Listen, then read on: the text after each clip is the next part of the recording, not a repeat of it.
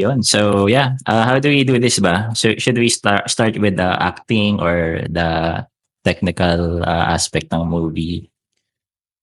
Yeah, I think para mas yung organize yung review natin. Let's start with let's start with the cinematography muna, and then the acting, Mhm. and then overall. Okay. Alright. Alright. So ito, 1981 pa siya. Ang observable talaga sa akin is yung kung gaano siya, I believe, ahead of its time. Mhm. 1981. So probably baka ginawa pa to like before 1981 pa, 'di ba? First minute pa lang ng movie, nakita ko na doon yung yung details na in-apply doon, yung may conversation between Charito Solis, Charo Santos, and Vic Silayan. Pinakita doon yung dynamics ng family nila or what kind of relationship they had without really expressing it verbally. Using some like subtleties or scenes doon na na na let's say magbibigay ng idea sa audience kung anong dynamics yun, like yung sa makina nga nananahi si Charito Solis doon so maririnig mo lang yung tunog ng makina muna habang nag-uusap si Vic Silayan tsaka si Charo Santos. So parang pag humihinto yung makina, syempre tatahimik. Mabibigyan ng emphasis yung conversation between Vic Silayan and Charo Santos. With the with the facial reaction ni Charito Solis. Na Oo. habang nanahi siya, may sinabi si Charo Santos, huminto yung makina, tapos lumingon si Charito Solis, right? Sobrang subtle lang. Yun, as I said, parang nabigyan ng emphasis yung dynamics nga nila doon sa family kung gaano nila nire-respeto yung boses ni Tatang Yung tatay. Tatang Dadong. Kamuntik na maging Tatay Digong. Uy, panay shade kayo ng politics Diba?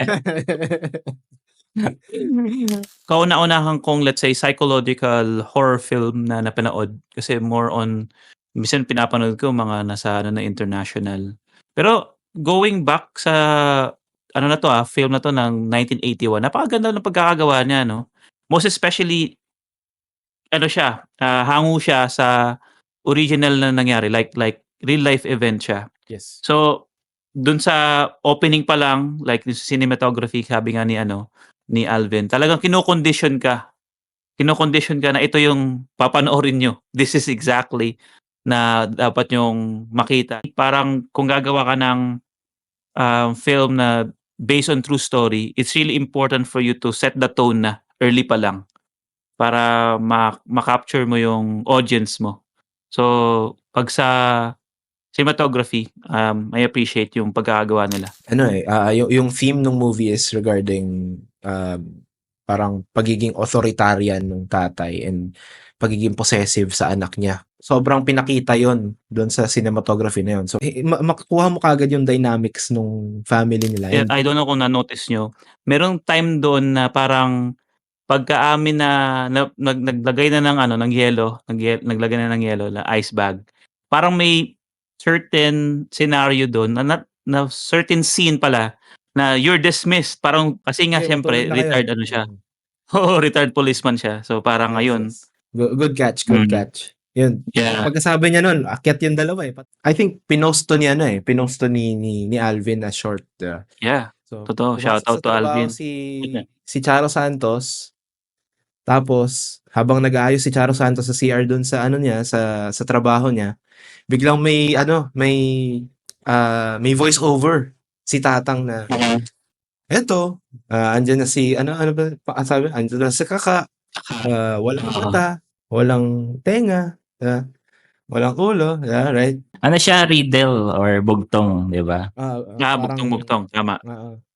Di ba? Tapos parang foreshadowing ba siya ng mangyayari in the future? Kasi parang habang sinasabi yun ni Vic Silayan, ang pinapakita pa si Charo Santos right? Parang way din yon na pagpapakita ng kasi di ba ganun yung mga boomer na tatay before sa mga magiging asawa ng anak nila, right? Pag namamanhikan, parang tinatakot. Oo. So, parang gano'n pala yung scene na yun. Pwede siyang symbolism or metaphor Yes. ng Ang power dami. ni Tatang Dadong. Oo. Ang daming pwedeng maging interpretation ng scene na yun. Yun. So, after nun, is yung wedding scene. Pinapakita yung mukha ni Charito Solis. Na parang there's something wrong kasi hindi siya di ba yung mga nanay, masaya yan lagi kapag kasal ng anak nila na babae, di ba? Yeah, she was uneasy, gano'n. Oo. Mm. And then, nung time na ang nagsasayaw is si Tatang Dadong saka si Charito Solis, parang may binulong. Diba? Kasi walang dialogue doon sa time na yun right? Nagbabank yung movie sa body expression lang ng mga Language, mga body artista, language. right?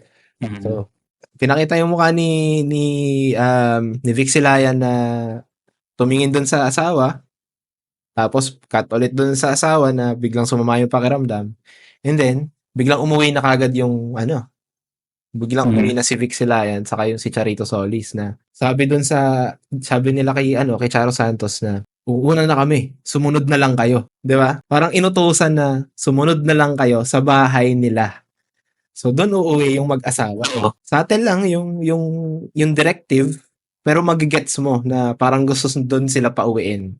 Instead na dapat after ng kasal, honeymoon na yun, di ba? Siguro explain ko lang din kasi let's say yung standard, sa akin like personally, I'm not sure with you guys, kasi yung standard na ina-apply ko dito is yung let's say yung cinematography from the 1980s kasi it's a 1980s film. It's a product of its time. So, Mhm. based nga dun sa technology at that time, sa motion picture photography ng time na yon na in-apply ni Mhm. Mike De Leon. Siyempre yung mga chosen, let's say, equipments nila dito, yung cameras, lenses, or hindi pa to so kasing, let's say, advanced nung mga nakikita natin sa movies ni, hindi ba to? Ni Christopher Nolan, di ba? Na mga pang-IMAX na ganyan. Para sa time na to, impressive talaga siya. Kung paano niya gagawing interesting yung movie. Let's say yung pag-follow ng camera sa character, mga ganon. Kasi meron nga ding scene dito na na-appreciate nating tatlo, di ba, yung umuwi sa bahay si Charo Santos. 'Di ba, umakyat siya ng stairs, parang like in one shot lang, dire-diretso. Hindi na pinutol-putol, 'di ba? Tapos pagdating niya sa taas ng bahay, dumiretso siya ng kwarto. Tapos dumating naman si Vic Silayan doon sa kabilang kwarto 'di ba? In one shot lang, parang nagpan lang yung camera left and right. Habang nakikita din yung ginagawa ni Charito Solis doon sa banyo. Kung isipin mo, parang wala lang naman to simpleng eksena lang naman to Yung shot na yun, para ka nagiging bystander, parang nagkaroon ka ng feeling na nandun ka sa bahay na yun. Yeah. Na parang, kasi basic, parang loft type yung taas nila 'di ba? Parang loft type kasi may hagdan lang, tapos open yung taas. Hindi siya full ceiling yung taas nila So kita mo yung high ceiling. Oo, 'di ba? So akin pa lang pero kita mo yung lahat. Kita mo yung CR sa taas, kita mo yung dalawang kwarto sa kabilaan, left and right. So parang ang feeling ng audience doon is nandun ka sa sala nila, looking up, tinitignan mo yung movements ng mga tao sa bahay. It gave you the feeling na nandun ka sa mismong bahay, sa loob ng bahay. Yung term pa lang yung immersion sa sa movie. Immersion. Yes, Yan. yeah. Meron So, pa immersion yung movie. Yeah, so bukod sa pagpapakita ng, let's say, ng narrative gamit yung cinematography, nandun nga din yung sa immersion side. Solid tong movie na to. So overall sa akin, cinematography nito for this time, this is 10 out of 10 for me for cinematography. A winner of 10 of 14 awards sa film festival na yun. Grabe. Best Picture, Best Actor, Best Supporting Actress, Supporting Actor, Story Script, Production Design, nanalo sila. Ito rin yung maganda sa movie na to. Tipid sila sa background music. Parang they're using the background music sparingly. Nagre-rely sila sa music to set the tone and the ambience of the movie. But this one, parang less is more basically. One thing na commendable din sa movie na to is kasi 'di ba 1981 is one of the years ng diyan nag-start din yung mag-boom yung mga 'di ba, mga bold movies. Pero dito sobrang hindi ko alam, not really conservative kasi may sex scene siya pero parang 1 to 2 seconds lang yata yung sex scene. Oo. Kasi 'di ba ngayon parang kahit sa foreign films sinasabi na nung iba, ba't nagshashot pa sila ng sex scene? Hindi naman importante ang sex scene na yan sa 'di ba? Parang they're just doing the sex scenes for the sex scene itself. Pero dito, parang pinakita lang mabilis, okay, may sex scene sila kasi newlyweds nga naman, pero that's only for 2 seconds. Sobrang overused na yung mga bed scene ngayon sa sa mga movies, right? Even before. Share ko lang din yung isang bed scene na napanood ko sa movie ni R.C. Munoz tsaka ni Gerard Anderson, yung Always Be My Baby. Always Be My Maybe yung title. Maybe. Parang doon ko nakita yung effective way or usage ng slow motion, mga cheesy music na ganyan. They made it effective. Kasi parang ang dating sa akin nun, like, parang passionate act between two lovers lang. And ayun nga, hindi siya mukhang bastusin, panoorin. Tsaka yung paggamit ng elements ng lighting doon maganda, mga shadowy, ganon. Kasi photographer doon si Gerard Anderson. So yun, share ko lang kasi baka kung napanood din nila, I'm sure na appreciate din nila kung gaano din ka-artsy. Pro talaga si Gerard Anderson doon. Kaganong Magaling mag-shoot. Pro talaga. Pictures. Basketball player yan si Gerard Oo. Yeah, kayo ba? How do you guys rate the cinematography of the film? Again, at that time, 1980s, 9 sa akin. So siguro di ko lang siya perfect kasi I've seen for some parts, I've seen some similarities sa techniques na ginamit sa movie ng Psycho. Nalimutan ko lang yung name ng director. Alfred Hitchcock. Yun, si Alfred Hitchcock. So yun, parang same din kasi ng genre, may suspense din. So siguro hindi talaga maiiwasang makita yung similarities. Kasi napaka yung approach doon parang rektahan din 'di ba? Sa mga ibang movies ang daming paligoy-ligoy bago patayan ganon. In real life, this is how it should be, 'di ba? Parang ganon. Yes. So yun, so of course yung sound andiyan naman na yun. Pero yung sa pagkaka-edit ng mga scenes, so ayun, yun lang nakita kong comparison. So 9 of 10 sa akin. Sabi nga nila, si Zed is 10 out of 10. It's 10 ako dyan. For him, it's a great movie. Si Alvin is 9 out of 10. For me, this is the very first time I've saw a movie na psychological thriller based din sa totoong buhay. So, I totally agree. Maganda yung pagkakagawa ng movie. So, for me, bibigyan ko lang siya ng 9.9 na lang para mas malapit na sa 10. And hopefully our younger audiences will also going to have a chance or have the opportunity to watch it. How about the acting? Ito, maganda tong grabe yung acting dito ni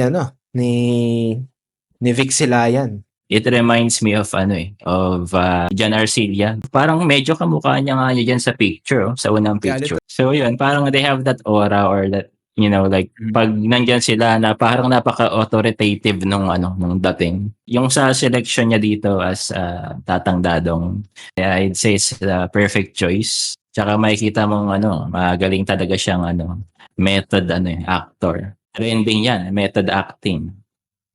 But may mga magaling ka talaga sa pag-practice ng method acting, makatotohanan talaga. Been outside your professional life na apply mo pa rin yung method mo yung acting. method acting. Ayun. Ayan ang dedicated. So yun, so yung portrayal niya as a strict na na father kay Charo Santos and father-in-law kay Jay Ilagan. So ayun yung typical na nakikita ko sa mga boomer sa society natin. So ayun, kung paano sila, let's say yung humawak ng beer, yung pagtungga ng parang habang nagkikwento, ganun talaga yung nai-imagine ko sa isip ko. So parang that's how it should be done. Yung mga props din na ginamit, yung beer, yung barrel, yung owner na silver. Kumbaga sa term ng mga kabataan ngayon boomer starter pack. 10 ang rating niya Yun sa ang akin. rating. Sa akin si Vic Salayan, this is my very first time knowing him. Kahit sa lahat ng cast. And kudos sa sa nag-cast nito. They fit like a glove, most especially kay Vic Silayan. Parang unang pa lang na scene, tama-tama yung pagkaka-cast sa kanya. So for me, it's a 10 din. As kami ni Alvin. It's definitely a 10. Even for me, 10 out of 10 talaga to si Vic Silayan dito. Parang siya talaga yung highlight of the movie. Yung acting ni Vic Silayan really made the movie great as how it is right now. Kasi alam mo alpha male na tatay. Parang ganun eh. Kasi dito, he's portraying a retired police officer. Even in the West, right? Mahigpit talaga. Sobrang strict. So, yun yung pinakita rin ni Vic Silayan dito on how he portrays the character. So, definitely, this is a good performance by Vic Silayan. So, it's a 10 out of 10. How about si Charito Solis? Ayan, magaling si Charito Solis.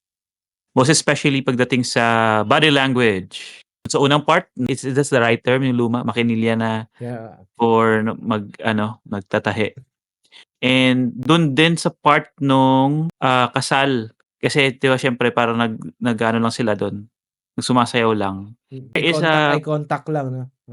Oo, totoo yun. Effective yung character or how yung actor is able to demonstrate yung kanyang character is through body language. And yun, napakita niya yung elite acting. Yeah, best supporting actress siya. Ayan, ang galing. There you go. Best actor is So well si deserved. Vic Silayan. Best supporting actor is si Jay Ilagan. Best supporting actress is si Charito Solis. Solis. Magaling pagkaka-acting niya. For me, it's 9 out of 10. Yeah. Sa akin, 9 out of 10 din yata yung sa akin. Kasi, totoo yung mga sinabi mo, Tom. Because, ang hirap i-portray yung character through body movements lang or facial expressions or eye movement lang. The character niya dito is obedient wife. So I think she definitely portrays it very well sa movie. Sa akin 9 din. Yeah, mabilis lang. Napanood ko din yan sa 90s sitcom nila Vic Soto. Yung Okay Ka Fere Ko, Okay si Charito Solis yan. Yung siguro sa mukha niya lang kasi mukha siyang kontrabida eh. Parang di ako sanay na submissive Yeah, a little bit. character. Parang masungit siya na type, no? Mukhang mataray. So yan, siguro na-limit lang din siya ng submissive character dito sa Kisa Mata. Pero yun, feel mo pa rin yung effectiveness niya as an actress. Okay, si Charo, kasi parehas din silang may pagka-submissive yung character eh. Kasi nga under sila rule ni Tatang Dadong dito eh. Yung sa scenes niya with Jay Ilagan, siya hindi rin siya nagpasapaw, ganyan. So sa akin 8.5 siya sa movie na to. Tama nga sinabi ni Alvin nakikita lang naman natin sila o si Charo Santos bilang boss ng ABS-CBN and ng narrator ng ano ba yun? Magpakailanman sana sasabihin ko eh. Maalala mo kayo. Hindi, si ano Yun. Diba? Maalala mo. Mel Chanco sa How dare you? How dare you nakalimutan yung MMK? Yeah, totoo. Ano yan eh. Pioneer ng mga true to life stories ng mga Pilipino. Narrator din si Charo Santos sa pelikula na to. Yung mga scenes na nagsusulat siya ng diary. So yun, nakuha niya yun sa MMK. Ang galing. So nakuha niya rin. Nakonek mo yun. Tapos parang sinusulatan siguro niya sa MMK yung sarili niya, no? Totoo. Siguro, as far as being effective, meron ako nagustuhan na doon eh. Scene doon yung pupunta sila para magpa-check up. And then ano ang term na yun? Sumalisi. Ayun. Sinasalihan. American ka na kasi Tom kaya nakakalimutan mo na yung Sumasalisi na. malalim na Tagalog siya. eh. Yan. Tapos, good part is, merong ang ganda ng sound, may sounds doon na maganda. Pero going back to acting ni Charo Santos, I'll give her a 9. Nice. Sa akin si Charo Santos, it's 8. Mainly because I really haven't seen her on other films. Siguro dahil din sobrang na-outshine sila si Jay Ilagan and Charo Santos ni Vic Vic Silayan Silayan.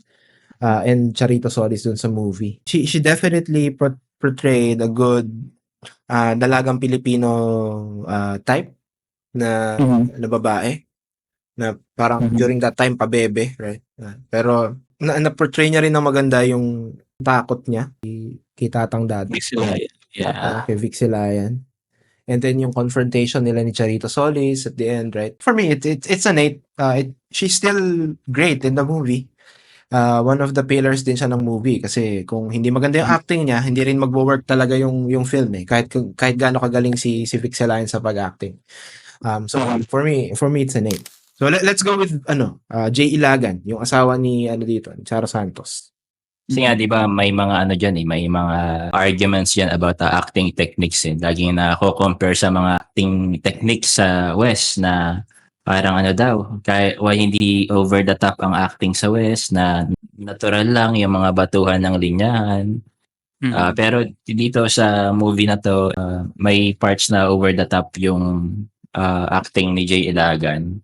I don't know. Kasi siguro para sa akin, di kasi necessary sa ibang scenes dun yung ganong approach. So for me, to sa akin, 7 yung rating niya sa akin. For me kasi yung napanood ko to, yung una ng time na she's already fed up sa situation nila. Na talagang lumabas na emosyon niya na, ano ba, dahil kay tatang, ganyan. And then, pag labas na ni Vic Silayan, tumiklop siya. Jay Ilagan for me, sa akin, 5 lang, 5. I'm sorry, 5 parang Jay Jay. Ilagan. Sumalangit Oo. nawa ka, At Jay least, Ilagan. Pero 5 ka lang. at least on this film, 5 sa akin. Yeah. Okay, sa akin 7 si Jay Ilagan sa akin. Kasi he's just a product of his time. Of course, before, nagsimula talaga yan sa theater usually. So baka yung training niya, kasi wala pa naman mga acting classes before, di ba? Yung acting mo, natuturo sa'yo yan sa pag nasa theater ka, sa school, or sa right? Hirap na hirap siya hirap na hirap siyang yung power struggle niya between him and Vic Silayan. Kita mo kahit gusto niya na mag-stand up against Tatang Dadong, hindi niya talaga kaya Overall for me, 7 si Jay Ilagan. That's it for the acting. And again, lang to, amateur review. Pag may iba kayong opinion or rating, we want to know. So, lagay nyo lang sa comments nyo. Explain nyo kung bakit. Yan. Kasi siguro yung takot nga din na naramdaman ng character din ni Jay Ilagan dito. Tsaka nila Charo Santos. Siyempre understandable kasi nga di ba? Out of respect sa mga airpods sa panahon na yun. Di ba? Kasi nga dati pa naman yung patriarchy, di ba, sa Pilipinas, andyan na yan. I would say na ngayon naman hindi na siya, di ba, na-observe nyo rin, di ba, na hindi naman na ganon ka, let's say, hindi na ganon kalala, di ba? Hindi na ganon ka-dominant yung lalaki. Dominant, di ba? Sa buhay, sa pamilya. I mean, meron pa rin a little bit kasi before, di ba, yung mga anak takot sa tatay pero hindi takot sa nanay, right? May ganun pa rin namang ngayon meron pa rin namang ganong sa mga bata ngayon na iba rin kasi talaga magalit pag tatay di ba? So kaya nandun din yung takot ng anak sa tatay. But it's not the same as before na kahit yung nanay takot sa tatay. Deeply rooted kasi yan sa history, kahit mga ancient times pa sa Korea, China, di ba? Basta China nga. Even sa Korea ngayon, hanggang ngayon, patriarchal society pa rin sila. Talagang maliit ang tingin sa mga babae. Yeah, but as sa China, napilitan pa ano tawag doon, mag-lotus feet yung mga babae dati para daw ma-finish So, yung mga lalaki. Kasi mm. Kasi ayun ang gusto parang malilit ang trendy malilit or ang paa. it symbolize beauty daw. Yep. Parang willing silang baliin yung mga boto nila para lang sa ganong dahilan. May foot fetish ba Yeah. yung mga Chinese, no? Hindi, joke lang. Kasi bakit Ah, bakit paa? baka sila ang OG food fetish people. Yan. Yeah. So ayun, Bukod sa mga sinabawang kung ano-ano dyan. Sinabawan. Sinabawan. ano daw, ano yun? Ay, sorry, baka maano tayo sa YouTube. But anyway, let's rank it or let's give the rating dito lang sa base sa film lang, comparable sa mga film sa Philippines lang, not overseas kasi iba talaga yung quality ng film sa sa US and sa other western countries Dito lang sa Pilipinas para let's be fair with the movie. Sa akin, sa akin number 9 to. Kasi the fact na paano mo magiging interesting yung crime na real life. Tapos doon mo malalaman I guess dito na malalaman yung kung paano ba nangyari yung crime. And yung paano pagkakadirect ni Mike De Leon, how it going to be interesting. And this is the first psychological thriller na panood ko. Parang susunod, manonood ulit ako ng mga psychological thriller dahil sa kanya. So for me, it's a number 9. Meron na naman na add na genre. And I can give this a 10 actually. Of course, this will not be my number 1 Filipino film of all time kasi maraming ibang good films dyan na I would say better than this. But the fact na tama si Tom, the director and the filmmakers were able to provide or create a good narrative and gripping story about doon sa reportage ni Nick Joaquin doon sa crime na nangyari, House on Zapata Street. Kasi nagkaroon kasi ako ng perspective basically nung nanood tayo nung isang movie na pinanood natin kasi about crime din yun, right? Yeah. But if you're going to compare them between the two of them, night and day yung difference no? Magkaiba, malayo. Sobrang nakakaangat tong kisap mata. While I'm researching about the film, parang nagkaroon ng dilemma si Mike De Leon on how he will end the film. Nagkaroon siya ng epiphany or realization na ang gagawin niya na lang is wala nang sobrang over the top na confrontation between the family, the tatay or what. Kaya nga yung reaction natin after nung namatay, di ba, nung binaril nung tatay yung pamilya, pati yung sarili niya. Yun na, tapos na yun. That's how the title came from. It's the abrupt ending. Para si Chito Miranda pa rin sa bagsakan no? Hindi na alam paano tatapusin yung kanta Kaya ganito na lang, Bigla na lang mawawala. Yun. Pero na-appreciate ko din naman yun, yung abrupt ending after the climax. Actually, yung ibang elements din, like even sa bed scene na parang ganyan-ganyan lang, and then yung kahit yung ibang revelations doon, like nung nag-usap si Charo Santos and Charito Solis, may mga revelations doon Like, ginawa siya with no grand setup, or build up sa scene na yon. Parang basta sinabi lang doon sa character. Parang wala nang kung anong bullshit pa, so dire-diretso lang. So, tapos hanggang sa di ba? From what I can remember, wala nang background noise yun, di ba? Sobrang dramatic nung scene na yon na may revelations, confrontation between the daughter and the mother.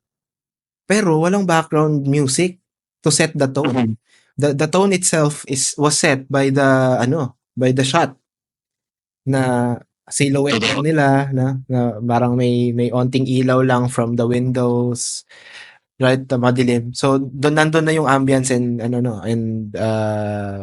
and tone of the scene. So ang galing, ang ganda ng pagkakagawa. Right.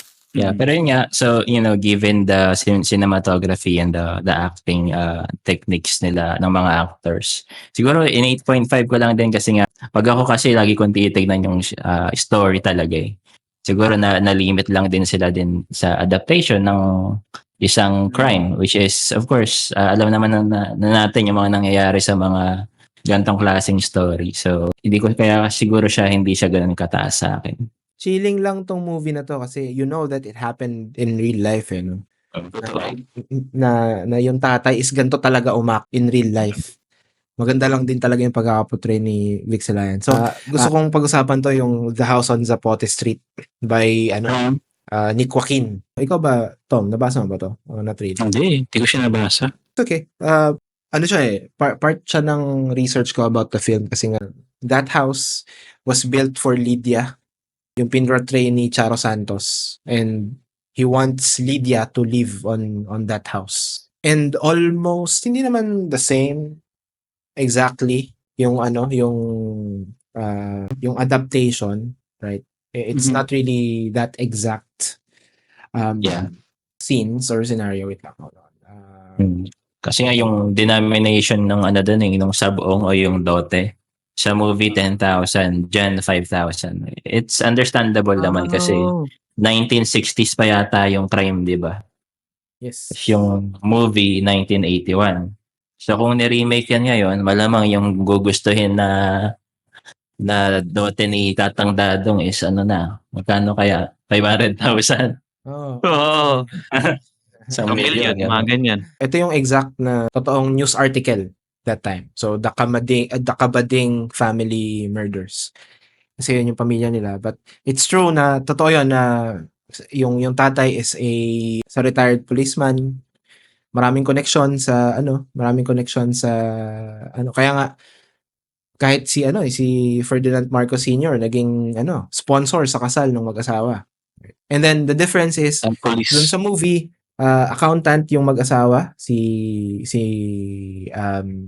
Noel yung pangalan kasi dun sa movie, si Vic, si Jay Ilagan and Charo Santos. Dito sa totoong buhay, doktor sila, physician. And then yun nga, yung mga difference is imbis na yung tropa yung kasama pumunta dun sa bahay, ang pumupunta is yung kasama is yung kapatid nung lalaki. But the story is similar and sobrang obsessed yung tatay doon sa anak. It even came to the point na nagtatago sa ilalim ng kama yung tatay sa ilalim ng kama ng mag-asawa yung tatay. Sobrang possessive or sobrang obsessed niya sa anak niya na kahit na may asawa na yung anak niya, walang privacy. Gusto niyang bantayan pa rin na nagtatago siya doon sa ilalim ng kama. And then another fact na wala sa movie is binaril niya yung family. So yung mag-asawa, anak niya, yung son-in-law niya, then yung asawa niya.